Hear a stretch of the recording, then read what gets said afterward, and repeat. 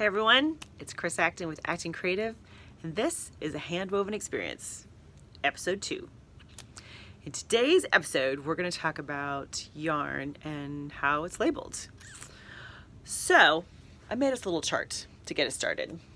First of all, knitters and crocheters are typically using skeins and balls, and weavers are using cones and tubes. If you missed this, I chat about it in the very first episode, so you can go watch that after this one. Secondly, knitters and crocheters their yarn is typically labeled numerically. It makes sense. Their scale is typically like 1 or 0 to 7. The smaller the number being the finer the yarn. And they do a great job of even describing it. It's fine, it's sport weight, it's medium, it's bulky.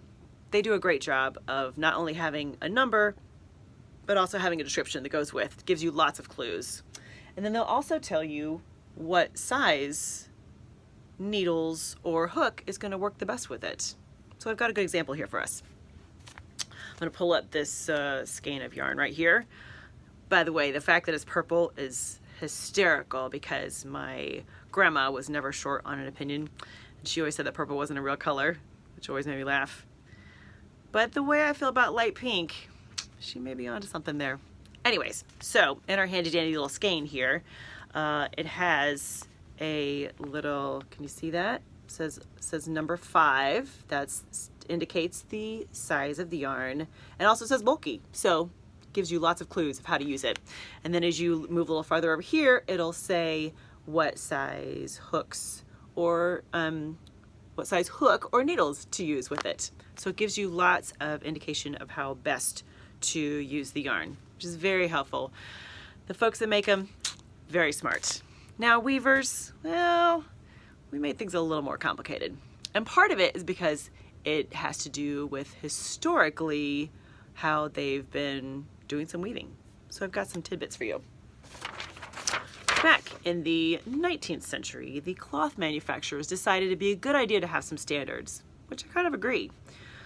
Sadly, when they set up the standards, they didn't make it that clear across the board. What they decided to do was they wanted to have how much yarn is in 1 pound, which when I say how much is how many yards. So they took cotton, one single strand of cotton, and they determined that 840 yards make up a pound. They called that a hank, by the way. You may have heard that phrase. For linen, they did the same thing. They called it a different name. It's called a lee. And it's also a different amount of yardage. It's only 300 yards make up 1 pound. And then for wool, they decided they'd call it a worsted count. And that is 560 yards per pound.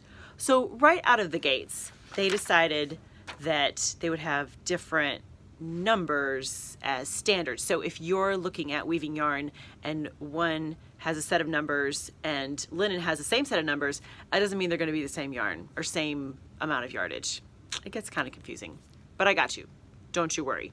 So let's look at cotton as our example. First of all, the little number, oh, well, let me back up. These are not fractions. It looks like they should be. I mean, they could just say 10 or 5, but they're not fractions. They actually are 2 different numbers that indicate different things. So the small number on the bottom, in most cases, sometimes they flip them around because we're squirrely like that. The small number refers to how many plies are in it. Now, I always think of toilet paper when it comes to plies. They'll say like, 2 or 3 plies. They're really good stuff. In yarn, a ply means a single strand. So if it's a 2-ply, that means they've taken 2 strands and they've twisted them together. Makes for a stronger, better product. The other number refers to the size. Now, unlike our knitting and crocheting friends, who are very logical, the bigger the number doesn't mean the bigger the yarn. In this case, a 3-2 yarn, a 3-2 cotton, is bigger than a 22. It's all kind of confusing, but here's what I need you to understand. 3-2, that's a big one. I'll even show you here. Well, in weaving terms, it's all relative. Okay, so this is a 3-2. Can you see that? This here is an 8-2. See the difference? See see if I can do it. See how coordinated I am here. See the difference in those? 8-2 is smaller. And that works that way for cotton and linen and wool. The numbers are different, but that's what you need to know, is that the smaller the number, bigger the yarn. And all of that ties back to what we call set. You know, with knitters and crocheters, that leads them to choose the correct set of needles or the correct size hook. Well, for weavers, we are constantly looking into something called set, which refers to how closely the yarns are spaced together in the loom, which can greatly affect a project. And set, well, that's a whole nother topic. But don't you worry, we're gonna talk about that soon enough, and I promise it'll all become clear as mud when we get there. So, hopefully today you've learned a little bit about how yarns are labeled, specifically how weaving yarns are labeled, which is not a simple topic. But there are a lot of resources out there, and I'm going to be putting together my own easy guide for yarn selection just for you. So keep an eye out for that. That'll be coming shortly. If you got something out of this, hopefully you were entertained at the very least, please like, comment, or share below. I would love to hear from you. If things are still confusing, drop me a line. I will sort you out as best I can.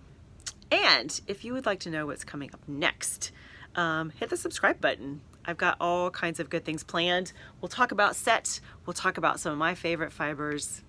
It's gonna be good, I promise. So in the meantime, I hope you're working on a great project right now. Have a great day and happy weaving.